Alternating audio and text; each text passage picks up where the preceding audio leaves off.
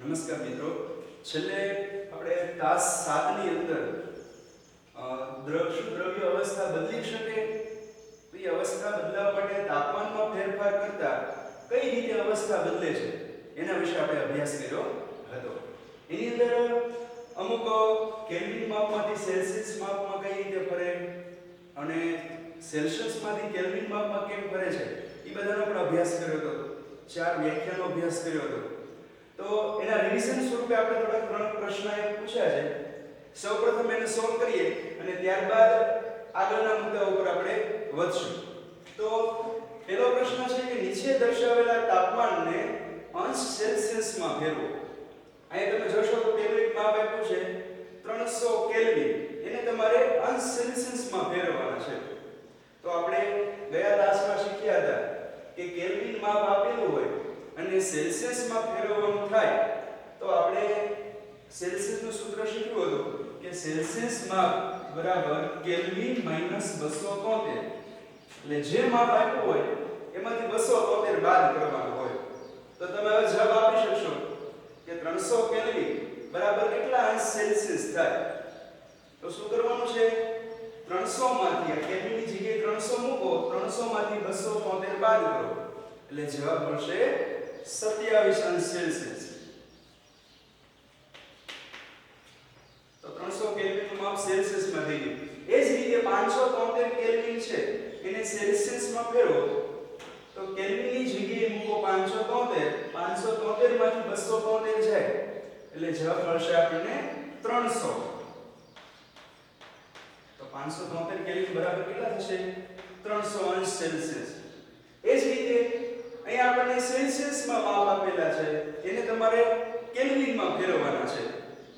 તો શું કરવાનું, એની માટેનું સૂત્ર આપણે શીખ્યા હતા કે કેલ્વિનમાં ફેરવવા માટે સેલ્સિયસનું માપ આપ્યું હોય એની અંદર 273 ઉમેરવાના હોય.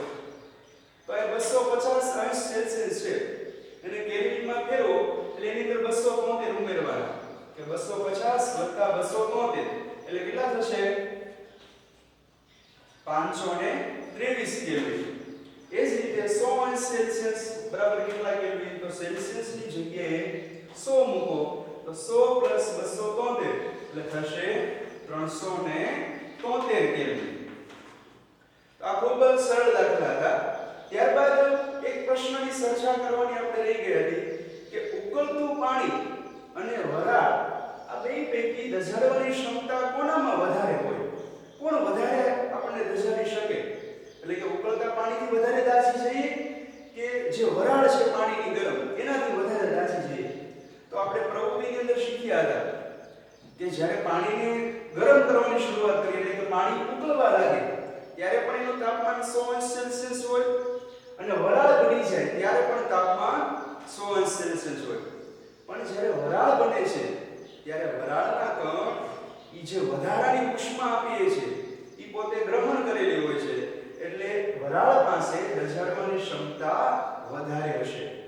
એ જ રીતે આપણે ઘન પદાર્થ છે બરફ એને પીગાળો તમે તો બરફ પાસે વધારે ઊર્જા હોય કે બરફમાંથી પાણી બન્યું છે એની પાસે વધારે ઊર્જા હોય.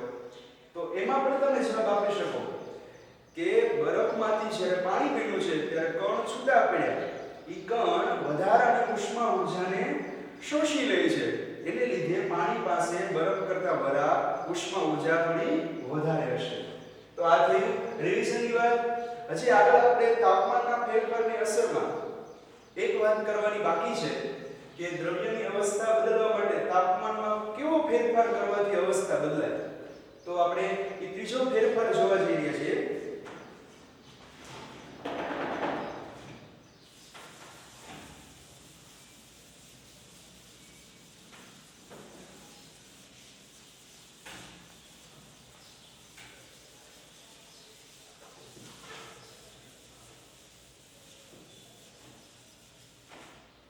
તો વિદ્યાર્થી મિત્રો, તમે ક્યારે વ્યવહારમાં એવા ઉદાહરણ જોયા છે કે ઘન પદાર્થને ગરમ કરતા પ્રવાહીમાં રૂપાંતર થયા સિવાય સીધું જ વાયુમાં ફેરવાઈ જાય અથવા તો વાયુને આપણે ઠંડો કરીએ તો પ્રવાહીમાં રૂપાંતર થયા વગર સીધો જ ઘન પદાર્થ બની જાય.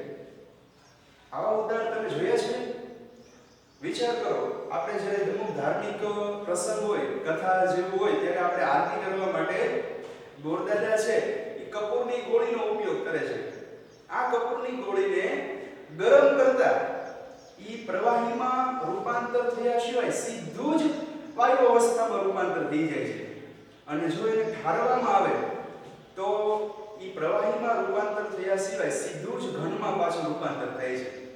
તો આ આખી પ્રક્રિયાને ઉર્ધ્વપાતનની પ્રક્રિયા કહેવાય. તો ચાલો એને આપણે પ્રવૃત્તિની મદદથી સમજવા પ્રયત્ન કરીએ. તો પ્રવૃત્તિમાં શું કરવાનું છે? તો એક સ્ટેન્ડ લેવાનું છે, એના ઉપર ત્રિપાઈ જાળી મૂકવાની. ત્યારબાદ એક સાઈના ડીશ તમારે લેવાની છે. આપણે ઘરે જે સિનાઈ માટીમાંથી બનેલી રકાબી વાસણ હોય એને આપણે સાઈના ડીશ તરીકે લઈ શકીએ, અને સાઈના ડીશ જ કહેવાય. એની અંદર તમારે કપૂર કે કોઈ પણ ઉર્ધ્વપાતન પામતો પદાર્થ લેવાનો, એની ઉપર ઊંધી ગળણી મૂકવાની છે, અને ઊંધી ગળણીની ઉપર તમારે રૂમ કુમડું લગાવી દેવાનું છે, જેથી કરીને જ્યારે તમે કપૂરને ગરમ કરો તો એની વરાળ ગળણીમાંથી બહાર ન નીકળી જાય. બરાબર? અને ત્યારબાદ આ પ્રયોગ આપણે કરવાનો છે. તો સૌપ્રથમ આપણે આવશે ભાઈ અહીંયા એ પ્રવૃત્તિ દ્વારા શીખશું. પ્રવૃત્તિમાં તમે જોઈ શકો છો બસ કે સૌપ્રથમ એક સ્ટેન્ડ લીધું છે, એની ઉપર ત્રિપાઈ જાળી લીધી છે, અને એના ઉપર આ સાઈના ડીશ લીધી છે. સાઈના ડીશની અંદર મેં કપૂરની ગોળી લીધી છે, અને નીચેથી આપણે એને ગરમ કરવાનું છે. પણ એની પહેલા શું કરવાનું? એક ગળણી છે એ સાઈના ડીશની ઉપર મૂકી દેવાની છે, જેથી કરીને સાઈના ડીશમાંથી ગળણીમાંથી વાયુ છે બહાર ન નીકળી જાય. અને એની ઉપર આપણે રૂનું કુમડું લગાવી દીધું છે. હવે આ રચનાને હું ગરમ કરું છું. તમે ખાસ પ્રયોગને જોજો કે અહીંયા સાઈના ડીશ લીધી છે, અંદર કપૂરની ગોળી છે, અને ઉપર એક ગળણી મૂકેલી છે. હવે નીચેથી આપણે ગરમ કરીએ છીએ. ગરમ કરવા તમે બર્નર અથવા તો મીણબત્તીનો ઉપયોગ પણ કરી શકો.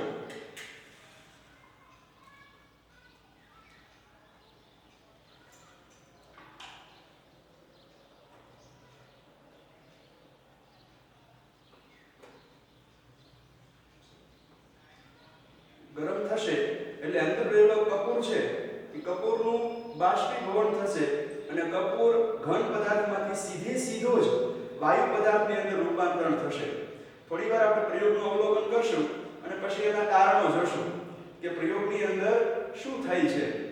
ઘન પદાર્થ પીગળીને પ્રવાહી બને છે કે સીધો જ વાયુ થઈ જાય છે, એનો અભ્યાસ આપણે કરવાનો છે. થોડીવાર માટે અવલોકન કરશું. આ તમે ઘરે પણ આ પ્રયોગ કરી શકો કે ઘરે સિનાઈ માટીની રકાબી લેવાની, અને એની અંદર તમે કપૂરની ગોટી નાખવાની, અને ઊંધી ગળણી રાખવાની, માથે રૂનું કુમડું લગાવી દેવાનું, જેથી વાયુ બહાર ન નીકળી જાય. અને એ વાયુને ફરીવાર ઠારવામાં આવે તો પાછો એ ઘન સ્વરૂપમાં ફેરવાય છે. ચાલો આપણે આની અંદર અવલોકન કરશું. હવે આ આગળ ઓળવી દીધી છે. હવે આ ગળણી છે એની અંદર તમે જોશો તો આ જે કપૂરની ગોટી છે એના વાયુ છે એ અંદર એના કણ છોટી જાય છે. જો આને થોડો સમય માટે ઠારી દેવામાં આવે તો એની ગળણીની ઉપરની સાઈડ છે એમાંથી તમે કપૂરનો પાવડર છે પાછો મેળવી શકો છો. અને ખાસ આ પાત્રની અંદર પણ હવે કપૂરની ગોટી રહી નથી, એટલે કે ઘન પદાર્થ પ્રવાહીમાં રૂપાંતર નથી થયો, સીધો જ વાયુમાં રૂપાંતર થઈ ગયો છે. અને આ વાયુને તમે ઠારીને ફરીવાર ઘન સ્વરૂપમાં મેળવી શકો છો.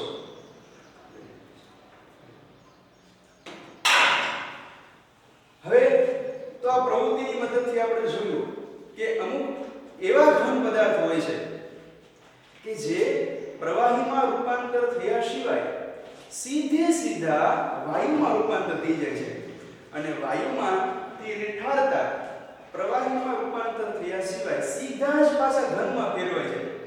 તો આને કહેવાય ઉર્ધ્વપાતનની પ્રક્રિયા. તો ચાલો આપણે એની વ્યાખ્યા નોંધી લઈએ, અને ત્યારબાદ અમુક એવા બીજા વધારાના નામ મેળવીએ કે જેની મદદથી સમજીએ કે કોઈ ઘન પદાર્થ સીધો જ વાયુમાં રૂપાંતર થઈ જાય છે કે નહીં. તો વ્યાખ્યા છે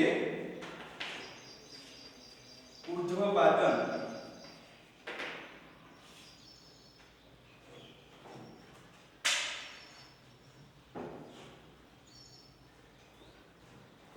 તો એની વ્યાખ્યામાં જોઈએ કે ઘન પદાર્થ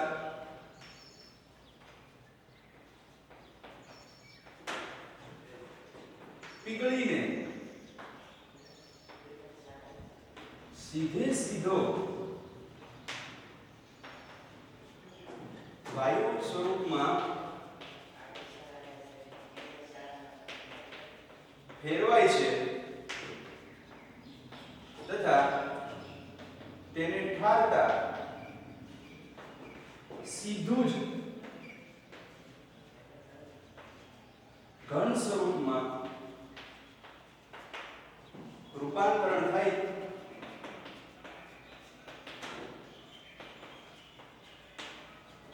તે ક્રિયાને ઉર્ધ્વપાતન કહે છે.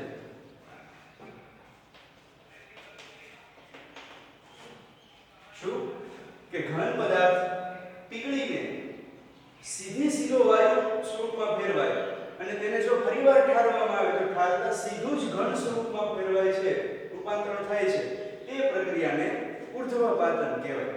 એટલે કે ઘન પદાર્થનું પ્રવાહીમાં રૂપાંતરણ થયા સિવાય સીધું જ વાયુમાં રૂપાંતરણ થઈ જાય અને વાયુને તમે ઠારો એટલે પ્રવાહીમાં રૂપાંતર થયા સિવાય સીધું જ પાછું ઘન બની જાય, વાયુમાંથી સીધું ઘન, તો તેને આપણે ઉર્ધ્વપાતનની પ્રક્રિયા કહીએ છીએ.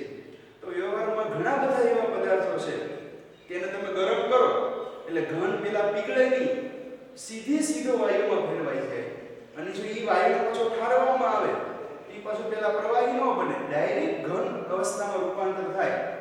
તો એવા ઘણા કેટલાક ઉદાહરણો જોઈએ કે ઉર્ધ્વપાતન પામતા પદાર્થો કયા કયા છે. પરીક્ષાની અંદર ટૂંકા પ્રશ્નની અંદર પૂછાય કે ઉર્ધ્વપાતન એટલે શું અને ઉર્ધ્વપાતન પામતા પદાર્થોના નામ આપો. તો ઉર્ધ્વપાતન પામતા પદાર્થો કેટલાક જોઈએ. એક તો આપણે પ્રવૃત્તિની અંદર જોયું કે કપૂર. આ કપૂર એ ઉર્ધ્વપાતન પામતો પદાર્થ છે. ત્યારબાદ બીજું એક ઉદાહરણ જોઈએ તો નેપ્થેલિન. આ નેપ્થેલિન શું છે? તો એ છે ડામરની ગોળી.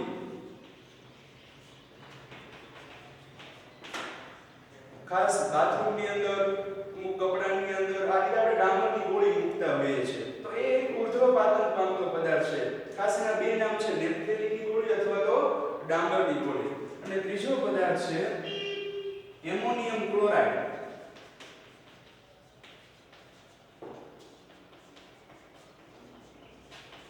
જેનું ગણું સૂત્ર ખાસ યાદ રાખજો, NH4Cl, એમોનિયમ ક્લોરાઇડ. અને એનું સામાન્ય નામ પણ આપણે જાણવું છે, એનું સામાન્ય નામ છે નવસાર.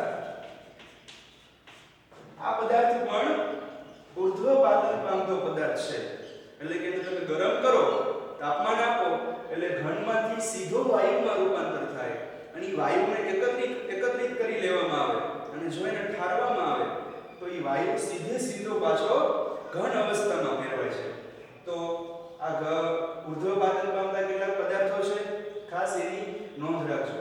તો આપણે આ જોયું કે દ્રવ્યની અવસ્થા છે એ બદલી શકે છે. એ માટે તમે તાપમાન આપો તો એની અવસ્થામાં ફેરફાર થાય. તાપમાન વધારવાથી કે તાપમાન ઘટાડવાથી પદાર્થ પોતાની અવસ્થા બદલે છે. આની પહેલાના લેક્ચરની અંદર આપણે જોયું હતું કે ઘન પદાર્થ હોય ને તમે ગરમ કરો, તાપમાન આપો એટલે ઘનમાંથી પ્રવાહીમાં ફેરવાય. એ પ્રવાહીને વધારે તાપમાન આપો તો પ્રવાહીમાંથી વાયુમાં ફેરવાય. એ વાયુને તમે ઠંડો કરો તો વાયુમાંથી પ્રવાહી બને છે. એ પ્રવાહીને જો વધારે ઠંડો કરવામાં આવે તો એ વાયુ પ્રવાહીમાંથી પાછો ઘન પદાર્થ બને છે. અને આ તાસની અંદર આપણે જોયું કે કેટલાક એવા પણ પદાર્થો છે કે જે ઘન પદાર્થમાંથી પીગળીને સીધો વાયુમાં રૂપાંતર થઈ જાય અને વાયુને ઠંડુ કરતા સીધો જ ઘન પદાર્થમાં રૂપાંતર થઈ જાય છે. તો પદાર્થ છે એ પોતાની અવસ્થા બદલી શકે છે. તો અવસ્થા બદલવામાં તાપમાન કઈ રીતે ભૂમિકા ભજવે એ આપણે આ બે લેક્ચરની અંદર જોયું. હવે અવસ્થા બદલવા માટે દબાણ પણ છે એક અસરભૂત લક્ષણ છે, પરિબળ છે કે દબાણમાં તમે વધઘટ કરો તો એનાથી પણ અવસ્થા બદલતી હોય છે. તો એનો અભ્યાસ હવે આગળ કરીએ કે દબાણમાં કઈ રીતે ફેરફાર કરવાથી અવસ્થાઓ બદલી શકે.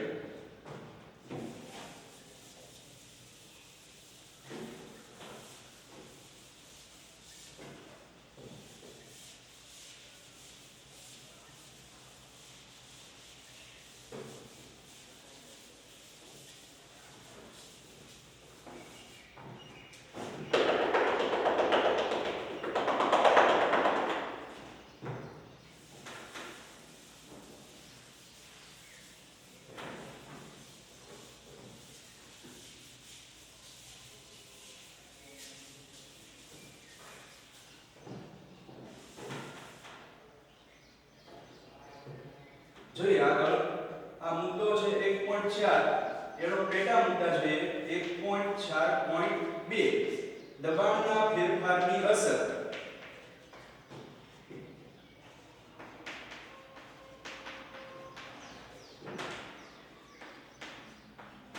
કે દબાણ વધારવાથી કે દબાણ ઘટાડવાથી કેવા ફેરફાર થાય છે, અવસ્થામાં કઈ રીતે પરિવર્તન આવે છે, એના વિશે આપણે શીખવાનું છે. તો આ દબાણ શબ્દ આપણે ઘણીવાર આગળ વ્યાખ્યાઓમાં આવી ગયો. ગલન બિંદુ, ઉત્કલન બિંદુ, ગલન ગુપ્ત ઉષ્મા, બાષ્પીભવન ગુપ્ત ઉષ્મા, એમાં દબાણ વાતાવરણીય દબાણ, ત્યારબાદ એક વાતાવરણીય દબાણ, આવા શબ્દો આવ્યા છે. તો સૌપ્રથમ આપણે દબાણ શબ્દથી પરિચિત થઈએ કે દબાણ એટલે શું, દબાણના એકમો શું છે અને એક વાતાવરણીય દબાણ કોને કહેવાય. તો સામાન્ય રીતે હવામાં રહેલા વાતાવરણમાં રહેલા વાયુઓના દબાણને વાતાવરણીય દબાણ કહેવાય. શું? હવામાં રહેલા હવાના દબાણને એટલે કે વાતાવરણમાં રહેલા હવાના દબાણને વાતાવરણીય દબાણ કહેવાય. અને વાતાવરણીય દબાણનો એકમ છે એટલે કે દબાણનો એકમ વાતાવરણ એટલે કે એટમોસ્ફિયર. આપણે આમ તો વાતાવરણ શબ્દને એમ સમજીએ કે આપણી આસપાસમાં ચારે તરફ ફેલાયેલું છે વાતાવરણ, પણ દબાણનો એકમ અહીં આપણે એટમોસ્ફિયર વાતાવરણના માપમાં લેવાનો છે. દબાણનો એકમ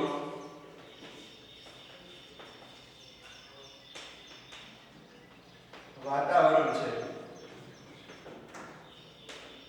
જેને એટીએમ વડે દર્શાવવામાં આવે. ઘણીવાર અંગ્રેજી નામ એટમોસ્ફિયર એટલે દબાણના એકમને એટીએમ તરીકે પણ લેવામાં આવે છે. દબાણનો એસઆઈ એકમ ખાસ આપણે યાદ રાખશો કે આંતરરાષ્ટ્રીય સંસ્થા દ્વારા માન્ય કરેલ એકમ કયો છે. દબાણનો એસઆઈ એકમ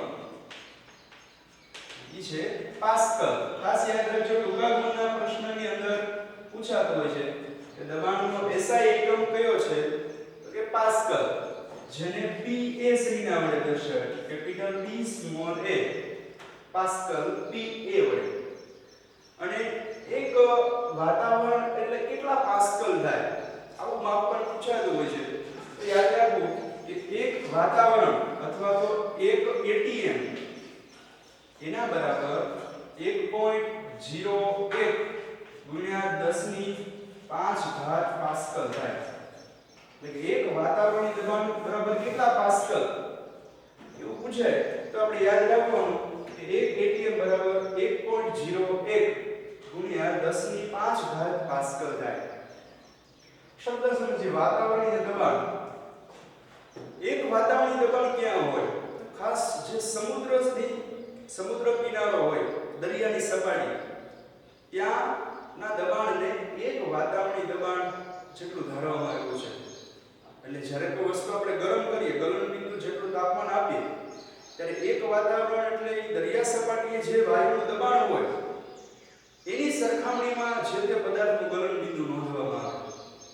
જો દબાણમાં ફેરફાર થાય, વધઘટ થાય, તો પદાર્થના પીગળવાના તાપમાનમાં પણ ફેરફાર થાય, એટલે કે ગલન બિંદુમાં ફેરફાર થાય.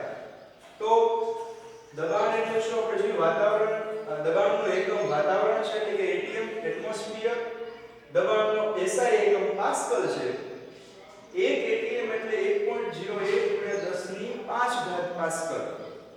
ત્યારબાદ તો કે ભાઈ વાતાવરણમાં રહેલા હવાના દબાણ છે એને વાતાવરણીય દબાણ કહેવાય. અને એક વાતાવરણીય દબાણ ક્યાં હોય છે? તો દરિયા કિનારાની જે સપાટી છે ત્યાં એક વાતાવરણીય દબાણ હોય છે.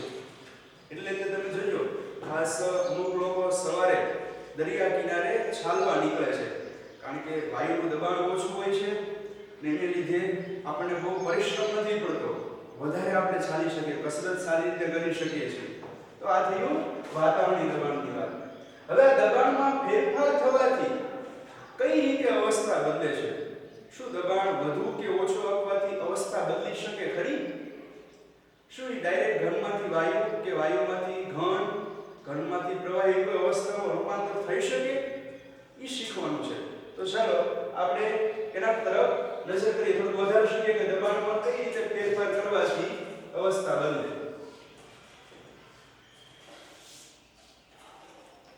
તો પુસ્તકની અંદર તમે જોશો તો એમાં તમને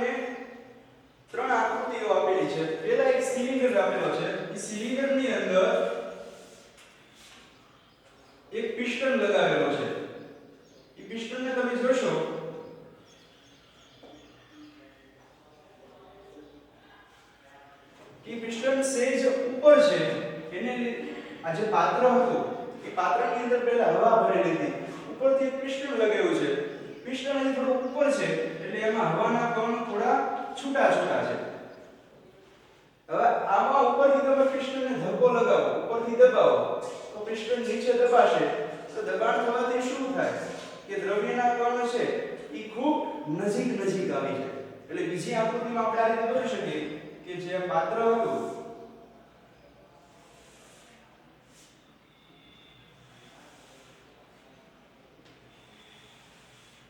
એમાં પિસ્ટનને આપણે ખૂબ વધારે નીચે લાવીએ છીએ તો દ્રવ્યના કણ છે એ થોડા નજીક નજીક આવી જશે. શું થશે? થોડા નજીક નજીક આવી જશે. અને ત્રીજી આકૃતિમાં આપણે જોઈએ કે વધારે પિસ્ટનને નજીક લાવવામાં આવે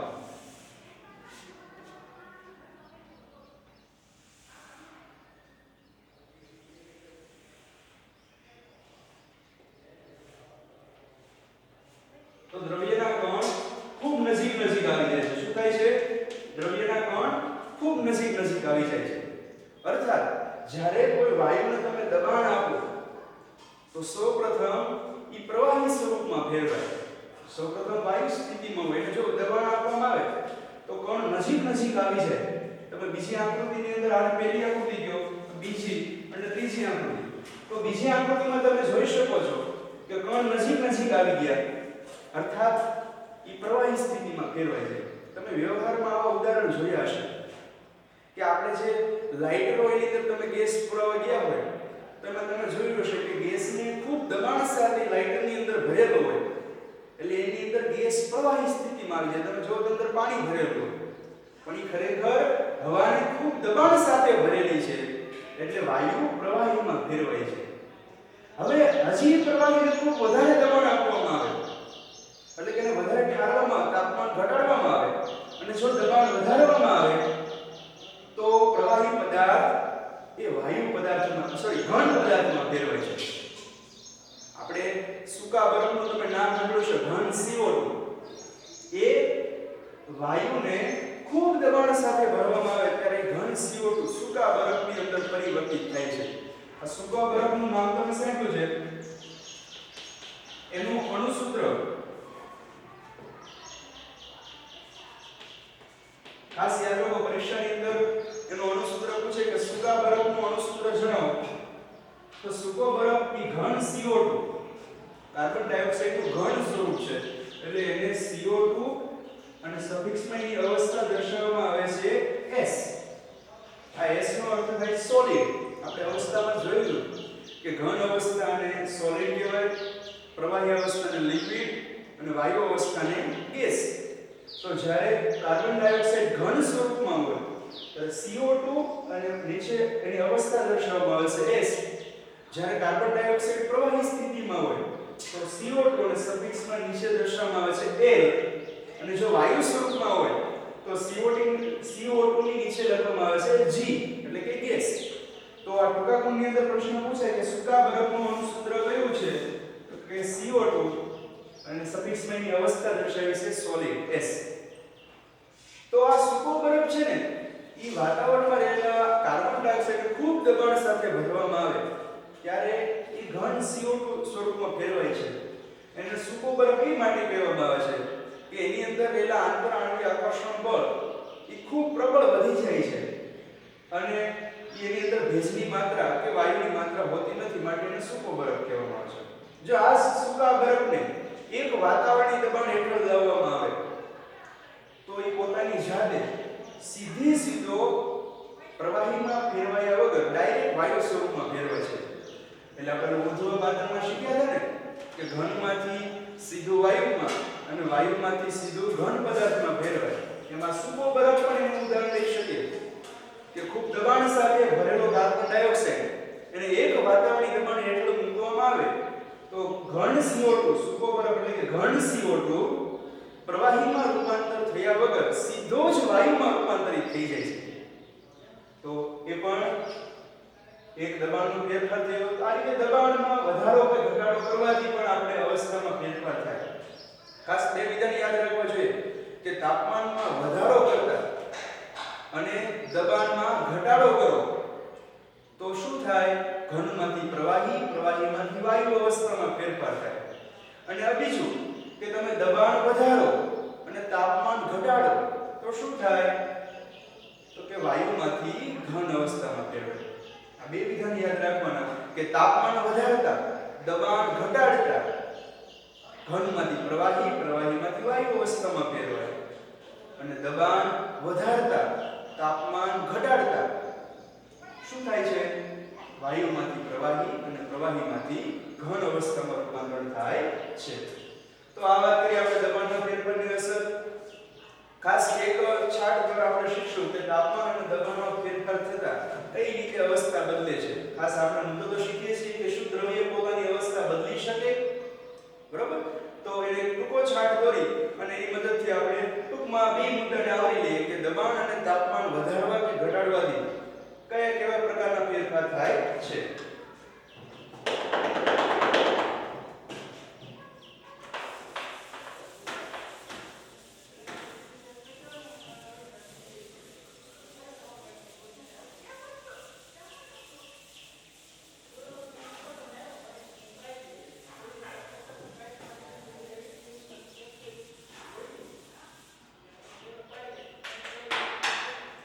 જોઈએ કોઈ ઘન પદાર્થ તમે લ્યો.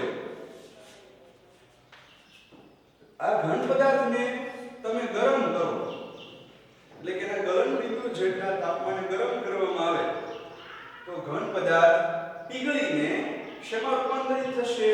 પ્રવાહી પદાર્થમાં. એટલે જે ઘનમાંથી આપણે ગરમ કર્યું એ પ્રક્રિયાને કહેવાય ગલન પ્રક્રિયા. એટલે ગલન પ્રક્રિયાનું શું થયું? ઘન પીગળીને પ્રવાહીમાં રૂપાંતર થયું એટલે આ પ્રક્રિયાને કહેવાશે ગલન પ્રક્રિયા. હવે આ જ પ્રવાહીને પાછું ઠારવામાં આવે, પ્રવાહીમાં ઠારવામાં આવે એટલે દબાણ જો વધારવામાં આવે તો શું થાય? પ્રવાહીનું ઘનીકરણ થાય. ઘનીકરણ એટલે દ્રવ્યના કણ ખૂબ નજીક આવી જાય એટલે પ્રવાહીમાંથી પાછું શેમાં રૂપાંતર થઈ જાય? ઘન અવસ્થામાં. હવે આ પ્રવાહીને જો આપણે ગરમ કરીએ, તાપમાન વધારીએ અને દબાણ ઘટાડીએ તો પ્રવાહીમાંથી શેમાં રૂપાંતરિત થશે? વાયુ અવસ્થામાં. તમે બધાને જાણો છો કે પ્રવાહીને ગરમ કરો એટલે વાયુ અવસ્થામાં રૂપાંતર થાય. તો આ ગરમ કરવાની પ્રક્રિયા એને આપણે શું કહીએ છીએ? ઉત્કલન અથવા તો બાષ્પીભવન. પ્રવાહીનું બાષ્પીભવન થઈને જ વાયુ બને છે. તો આ પ્રક્રિયાનું નામ છે બાષ્પીભવન. ઘણીવાર ટૂંકા ગુણમાં પૂછાય કે પ્રવાહીનું વાયુ અવસ્થામાં રૂપાંતર થવાની ક્રિયાને શું કહે છે? કે ભાઈ બાષ્પીભવન. હવે આ જે વાયુ છે એને ખૂબ દબાણ વધારવામાં આવે. આપણે શીખ્યા હતા પહેલા કે જેમ વાયુ પદાર્થમાં દબાણ તમે વધારશો તો દ્રવ્યના કણ નજીક આવે અને વાયુ પાછું શેમાં ફેરવાશે? પ્રવાહી અવસ્થામાં. તો આ વાયુમાંથી પ્રવાહી અવસ્થામાં ફેરવવાની પ્રક્રિયાને સંઘનન કહે છે. દ્રવ્યના કણ નજીક આવ્યા અને સંઘનનની ક્રિયાથી પાછો પ્રવાહી અવસ્થામાં ફેરફાર થાય.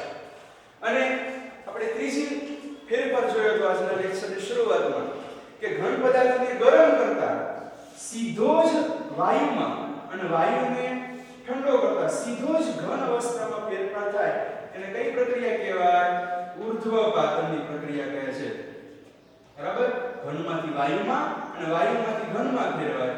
આ બે ક્રિયાને ઉર્ધ્વપાતનની ક્રિયા કહે છે. તો આ રીતે તાપમાન આપવાથી અને દબાણ ઘટાડવાથી, દબાણ આપવાથી, તાપમાન આપવાથી ઘનનું પ્રવાહીમાં, પ્રવાહીનું વાયુમાં રૂપાંતર થાય. અને દબાણ આપવાથી એટલે કે ઠંડુ કરો તો વાયુમાંથી પ્રવાહી અને પ્રવાહીમાંથી ઘન અવસ્થામાં ફેરફાર થાય છે. તો આ રીતે તાપમાન અને દબાણમાં ફેરફાર કરવાથી દ્રવ્યની અવસ્થામાં બદલાવ આવી શકે છે. બરાબર? તો આજના તાસમાં આપણે શીખ્યા કે દબાણમાં ફેરફાર કરવાથી દ્રવ્યની અવસ્થા બદલી શકે છે. લેશનમાં તમારે ટૂંકા પ્રશ્નો કાઢવાના છે અને આજના મુદ્દાઓ જે મુખ્ય મુદ્દા ભણ્યા છે એના પ્રશ્નોની યાદી બનાવીને તે વિશે તમારે લખવાનું છે. તો આટલા સુધી રાખીએ. અસ્તુ. જય હિન્દ.